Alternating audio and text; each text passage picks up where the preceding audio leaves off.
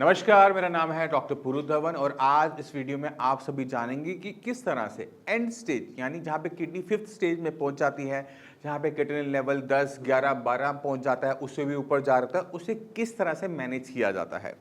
तो अक्सर जब किडनी फेलियर के पेशेंट बहुत हाई लेवल पर आ रहे होते हैं, 11, 12, 13 के लेवल पर आ रहे होते हैं, तो अक्सर वो कहते हैं कि डॉक्टर साहब मुझे डायलिसिस नहीं करवाना। वहाँ पर पेशेंट को मैनेज करना बहुत मुश्किल हो जाता है। वहाँ पर हमें सिर्फ लेवल्स नहीं देखने होते, वहाँ पे हमें बहुत कुछ देखना पड़ता है पेशेंट की बॉडी के अंदर। तो उसी को आज हम थोड़ा डीप से समझने की कोशिश करेंगे। तो पहली चीज़ जो हमें जज करनी होती है वो ये देखना होता है कि किडनी किस वजह से खराब हो रही है।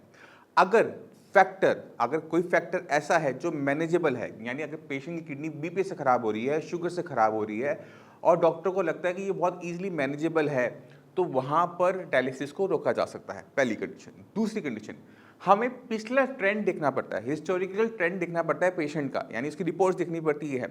अगर पिछले महीने क्रिएटिनिन लेवल था 6, अब है अगले महीने में सीधा हो गया 10, 11 पहुंच गया है, यानी बहुत बड़ी जंप सडन आ रही है, बहुत कम टाइम में बहुत बड़ी बड़ी जंप्स आ रही हैं।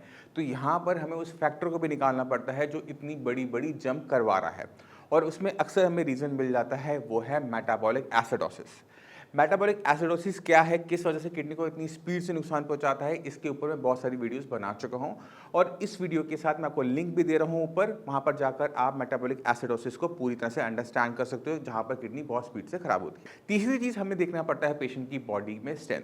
अगर पेशेंट बहुत ज़्यादा वीक है, पेशेंट की बॉडी में बहुत सारे सिम्टम्स आ रहे हैं, पेशेंट खाना नहीं खा रहा, पेशेंट से चला नहीं जा रहा, पेशेंट से बोला नहीं जा रहा, पेशेंट वॉमिटिंग कर रहा है, ऐसे केसेस के अंदर हमें अर्जेंट बेसिस पर डायलिसिस करवाना पड़ता है, क्योंकि वहाँ पे पेशेंट को कार्डियक अरेस्ट होने के चांसेस ज़्यादा होते हैं। पहली बात, जो इतने सारे सिम्टम पेशेंट की बॉडी में आ रहे हैं, उसकी वजह से पेशेंट मेडिसिन का इंटेक भी नहीं कर पाता। इसी वजह से पेशेंट को फूड इंटेक करने लायक, वाटर इंटेक करने लायक, मेडिसिन इंटेक करने के लायक बनाने के लिए पेशेंट को पहले डायलिसिस करवाना पड़ता है, जिससे बॉडी के अंदर जो वेस्ट मटेरियल इकट्ठा हुआ है वो कम हो जाए और पेशेंट की बॉडी एक्सेप्ट करना शुरू कर दे खाने को, पानी को, दवाइयों को, तब हमारा काम आगे बढ़ पाता है।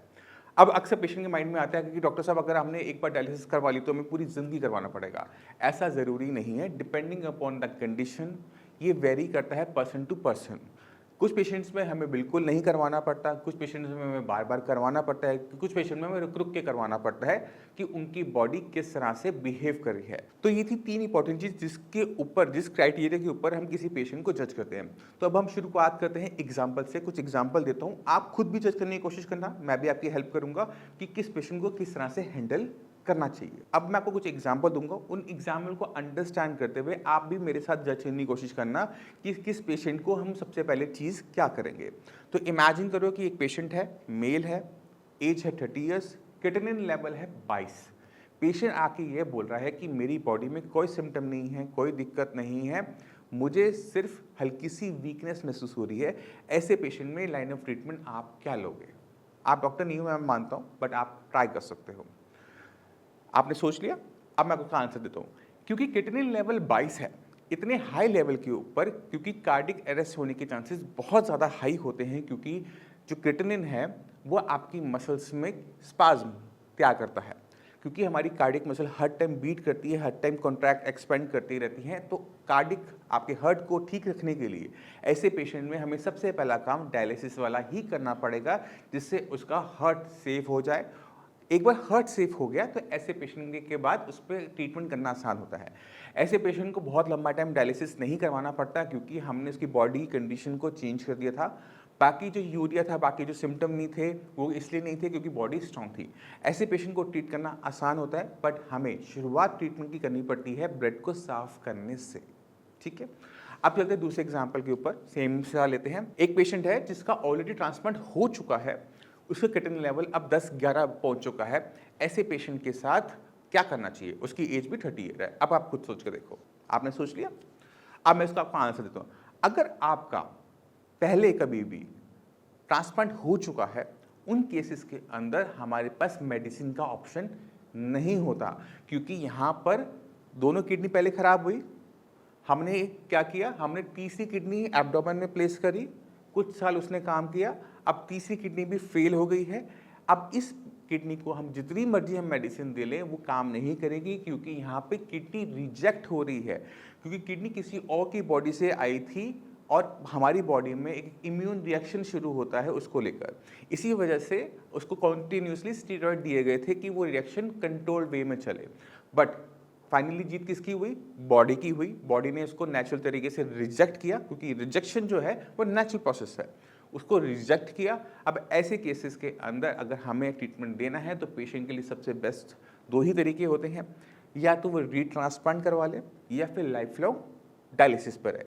अब ये डिपेंड करता है पेशेंट की फाइनेंशियल कंडीशन के ऊपर, पेशेंट की बॉडी स्ट्रेंथ के ऊपर और पेशेंट की विल के ऊपर। तो जैसा उसका मन करेगा, जैसे उसकी जेब बोलेगी, उसको वैसे ही चलना पड़ेगा।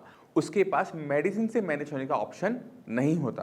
तो अगर ऐसे पेशेंट मेरे पास आते हैं तो मुझे उनको हाथ जोड़ के मना करना पड़ता है कि आप अपना ट्रांसप्लांट दोबारा से करवाएं या फिर आप डायलिसिस पे रहें, आपको मेडिसिन से बेनिफिट नहीं मिल पाएगा, और मुझे उन्हें मना करना पड़ता है। तो इस चीज़ का आप ध्यान रखेंगे। अब चलते हैं अपने तीसरे एग्जाम्पल के ऊपर। मैं आपको फिर से क्वेश्चन देता हूँ, उसको आप सॉल्व करने की कोशिश कीजिएगा। अगर किडनी लेवल मान लो 10 है, एज 30 मान लेते हैं, और पेशेंट का बीपी हाई है, ऐसे केस में आप क्या करोगे? डॉक्टर को क्या करना चाहिए? इस तरह से आप ले लो। ऐसे के जो केसेस होते हैं वो मैनेजेबल होते हैं, क्योंकि बीपी जो डिसऑर्डर है वो मैनेजेबल डिसऑर्डर है। अगर बीपी कंट्रोल कर लेते हो तो किडनी और ख़राब होना बंद कर जाती है, क्रिएटिनिन लेवल स्टेबल होना शुरू हो जाता है और क्रिएटिनिन लेवल डाउन होना शुरू हो जाता है। अब ये क्रिएटिनिन लेवल कैसे डाउन हो रहा है ये भी इंपॉर्टेंट है। क्रिएटिनिन को डाउन करने के दो इंपॉर्टेंट रास्ते मैं हर वीडियो में बताता हूँ, मैं दोबारा से रिपीट कर देता हूँ। पहला रास्ता ये होता है कि अपनी बॉडी में क्रिएटिनिन जैसी चीज़ों को कम बनने दो, यानी बॉडी में ऐसा सामान कम डालो जिससे क्रिएटिनिन ज़्यादा बनता हो। तो तरीका क्या होता है कि आपको अपना प्रोटीन इंटेक बंद कर देना होता है, कम कर देना होता है। बॉडी में उतना ही आपने प्रोटीन डालना होता है जितना आपकी बॉडी को सर्वाइव करने के लिए ज़रूरत है। अभी कैसे पता लगेगा कि कितना ज़रूरी कितना ज़रूरी नहीं है? वो है आपकी KFT रिपोर्ट से। KFT रिपोर्ट में सिर्फ क्रिएटिनिन और यूरिया अक्सर आप देखते हो, बाकी रिपोर्ट को आप देखते नहीं हो, बट उसी के अंदर टोटल प्रोटीन और एल्ब्यूमिन की वैल्यूज़ भी आ रही होती है। अगर वो नहीं आ रही हो तो आप अपना KFT के साथ LFT करवा लेना, उसके अंदर टोटल प्रोटीन और टोटल एल्ब्यूमिन आपके ब्लड में कितना है वो पता लग जाएगा, यानी आपकी बॉडी में कितना प्रोटीन है वो पता लग जाएगा, और उसके हिसाब से हमें ट्रीटमेंट चलाना पड़ता है। अब अगर आपकी बॉडी में क्रिएटिनिन लेवल 10 है, आपकी एज कम है, 30 के आसपास है, तो बीपी से किडनी खराब हुई है तो ये मैनेजेबल है।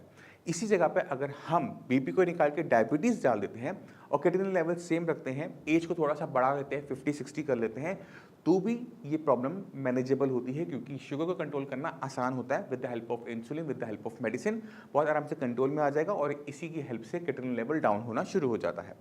तो अगर आप नोटिस करेंगे तो एक चीज़ आप देखेंगे कि क्रिएटिनिन लेवल जितना हाई होता चला जाता है वहाँ पर उतने ज़्यादा सिम्टम बॉडी में आने शुरू होते हैं, उतनी कॉम्प्लिकेशन आती हैं और उतनी ही लाइफ थ्रेटनिंग कंडीशंस तैयार होती हैं। तो जब आपको पता लगेगा कि आपकी किडनी खराब हो रही है, क्रिएटिनिन लेवल हाई होना शुरू हुआ है, बढ़ना शुरू हुआ है, तो जितनी जल्दी आप इस पर एक्शन लोगे उतनी जल्दी ही आपकी कंडीशन कंट्रोल में आती है। और फंडामेंटल्स को हमेशा याद रखो, किडनी कभी भी अपने आप खराब नहीं होती, कोई ना कोई कारण ज़रूर होता है किडनी को खराब करने वाला। अगर आप उस कारण को कंट्रोल में कर लेते हो तो उस कारण की वजह से किडनी को और कोई नया नुकसान नहीं होता। ऐसा करने से किडनी की जो कंडीशन है वो और ख़राब होना बंद हो जाती है, क्रिएटिनिन लेवल स्टेबल हो जाता है, और तभी आपका क्रिएटिनिन लेवल नीचे आना शुरू होता है।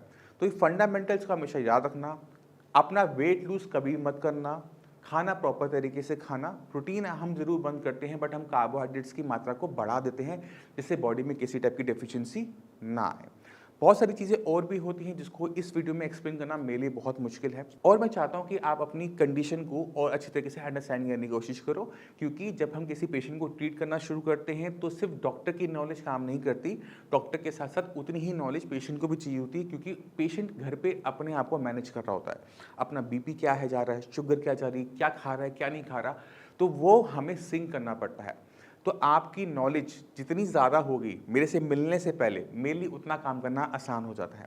अगर आपको इन्फॉर्मेशन नहीं है, ये चैनल पूरा का पूरा सिर्फ किडनी की बीमारी के बारे में इन्फॉर्मेशन दे रहा है, तो आप एक एक करके सारी वीडियोस को देखोगे तो आपको इतनी नॉलेज ज़रूर हो जाएगी जहाँ पर आप अपनी किडनी को अच्छी तरीके से मैनेज कर पाओगे। मैं उम्मीद करता हूँ इस वीडियो से आप काफ़ी कुछ समझ गए। फिर भी माइंड में कोई भी डाउट हो, कुछ भी पूछना चाहते हो, डॉक्टर्स की टीम अवेलेबल है, मेरे से भी आकर मिल सकते हो, और इसी के साथ मैं आपसे चलने की आज्ञा चाहूँगा। मगर जाने से पहले मैं चाहता हूँ कि आप ये रिपोर्ट्स को देख के ज़रूर जाएँ।